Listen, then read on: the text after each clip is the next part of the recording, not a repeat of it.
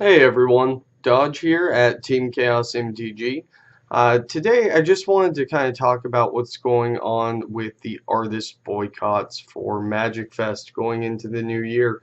A really good article went up a couple of days ago on Cool Stuff Inc., published by Vorthos Mike, and in it he references an article he wrote a year ago discussing the state of artists at Grand Prix and what he anticipated from those events moving forward. And he makes a pretty deep suggestion or prediction here that many artists, especially the established ones, will boycott Grand Prix events. It's inevitable. Now, one of the big reasons for this is that over the years, artists have been treated less like guests of these events and more like vendors, where they aren't being monetarily compensated. They are being expected to bring product or charge for signatures on cards. It's not uncommon for artists to charge a buck or two for a signature, and they certainly almost always will charge for an altar, but putting the impetus on the artists themselves to turn these events into a money-making endeavor, or one where at least they aren't losing money by attending, as what should be a guest of the event, is pretty problematic. And around the same time this article was published, shortly before it, there was an open letter written and signed by 22 artists detailing why they are boycotting Magic Fest, the reasons that they feel that they are not being taken care of, or that they are not being provided the resources that they should have to be able to attend these events and not lose out themselves on it.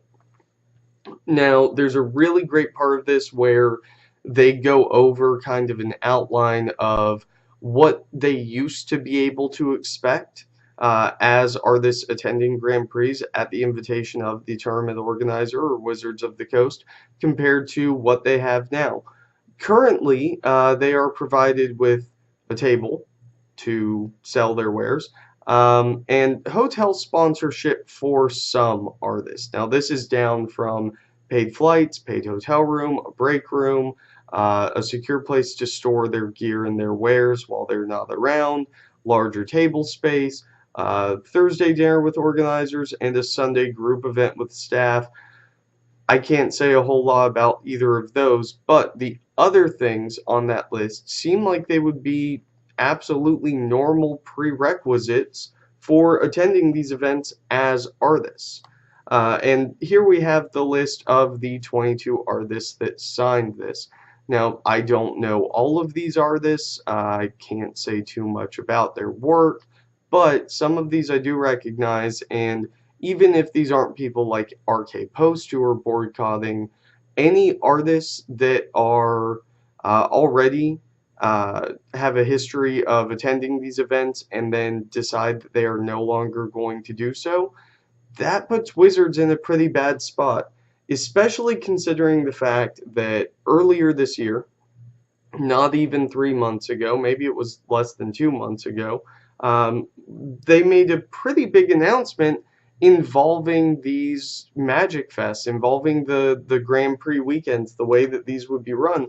Here's a clip from the article by Blake Rasmussen where he says, Grand Prix weekends are getting a new look and a new name, Magic Fest. These events will play host to the Grand Prix main event, but will also include all of the side events, artists, panels, qualifying tournaments. Artists is the important thing to look at there. When you are using these artists as a draw for these events, and then you kind of kick them to the curb when it comes to what you are providing them with for attending, or even incentivizing them with, that is very, very problematic. There were also a few responses to this that came out recently. One more quick thing about that article by Blake Rasmussen, though. Before we move on, I just want to point out that We have the full annual schedule for Magic Fest for 2019. Channel Fireball already published that. We were told Magic Fest would, instead of being 2-day Grand Prix, would be 3 to 4 day events, covering a whole bunch of other things that we could look forward to. So far, the only Magic Fests or Grand Prix that we have timetables for, that we have actual definitive scheduling for, are 3-day events, and that's all the way up through May of this year. So it's just very interesting to me that, looking at these events, we're not seeing anything that's 4 days, and when we lose the artists, we are losing just a huge part of what makes those events so good.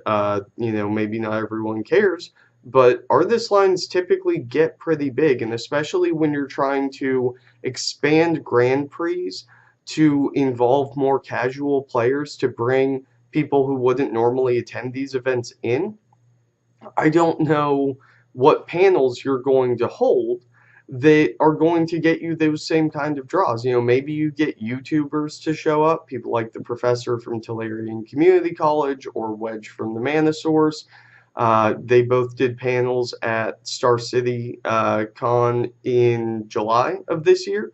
I got to see some of that. It was really cool, but what are you trying to fill these panels with? Is it just people that work at Wizards? Is it content creators? Is it pro players? Because I can tell you already, only so much of that is going to be a draw for the more casual players.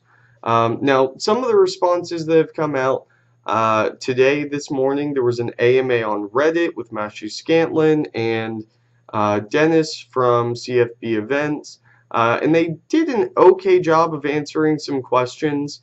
One of the things that they did mention was that last year they provided hotel rooms for over 500 artists, or rather, the way they worded it, they provided over 500 hotel rooms.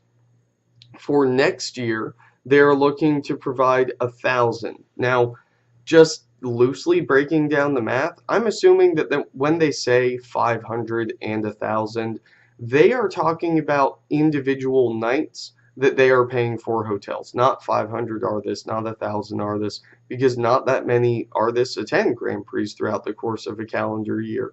You would have to have 10 or 11 artists at every single Grand Prix, and that's just not the case a lot of the times.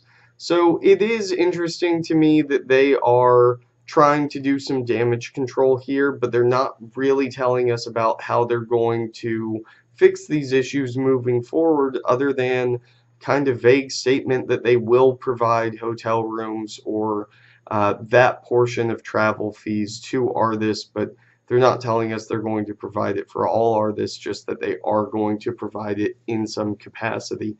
I don't know that that's really good damage control, but they're making the effort. And before we leave off on this topic, one more thing. SCGCon for December in Roanoke has announced Vulcan Baga, Dan Frazier, Douglas Schuler, Noah Bradley, Yun Park, Mark Poole, Victor Adam Minguez, Anthony S. Waters, and Daryl Ritchie. All of these artists, 9 artists, are going to be at a 3-day event.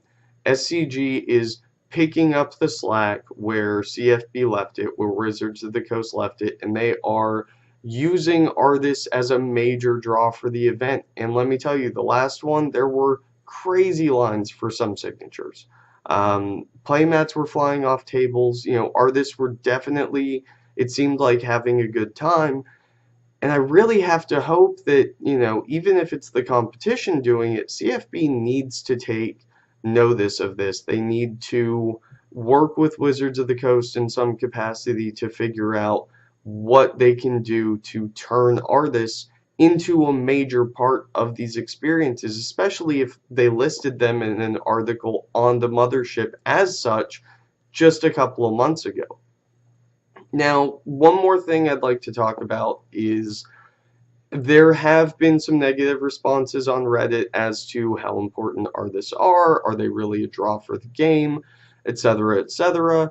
And my question to those people is, would you play this game if it was just colors and numbers? If cards were just blank, green, white, black, red, blue, brown pieces of paper with numbers on them, if there was no flavor text, if there was no art, if there was no story, if there was nothing on these cards other than numbers and colors and rule boxes, would you still play Magic? Myself, I'm of the opinion that if I wanted to play a game that's just colors and numbers, I'll go to the poker table. I'll go sit down at a baccarat table or blackjack or do literally anything that isn't Magic, because even though it is the game mechanics that make the game so complex and so innovative and provide so many opportunities for players to tune and experiment with different strategies, it's the lore and the artwork that makes Magic Magic. You know, just like Pokemon and Yu-Gi-Oh! And any other game has a particular aesthetic to it, Magic is able to break that single aesthetic wall. They're able to visit these multitude of different planes, introduce exciting and interesting characters, fun storylines, engaging subject matter. If you do read the short stories on the mothership, or if you used to read the novels or the comic books, whatever it is, the art is the biggest part of that. Um, you know, with the way that we've introduced storyline cards or cards that have stamps on them that let you know that these are crucial moments in the storyline for whatever set there is, things like that only further point to the fact that the art is important, that the artists are important. And I don't see the game being super sustainable, or at least Magic Fest being super sustainable, if we are going to continue to put artists and content creators and cosplayers in a position where not only are they not being paid, not being provided any extra resources or even basic resources to come out to these events, but if you're just going to treat them like other vendors. You know, if we ever get to the point where artists are paying for their table space at these events, we are just going to see artists stop attending. I don't expect that to happen. I assume that the damage control goes further than just an AMA on Reddit. A lot of these decisions will probably be walked back over the course of the next year, but if not, I mean, that is a big problem moving forward. So, let me know what you guys think in the comments. That's all I really have to say about it right now. If you have any questions or any topics you would like to see discussed on the channel, let me know. Remember, click all the buttons, do all the things, subscribe, set up alerts, whatever you can to remember that we exist and let other people know that we do too. As always, I've been Dodge, you've been watching. Have a great night.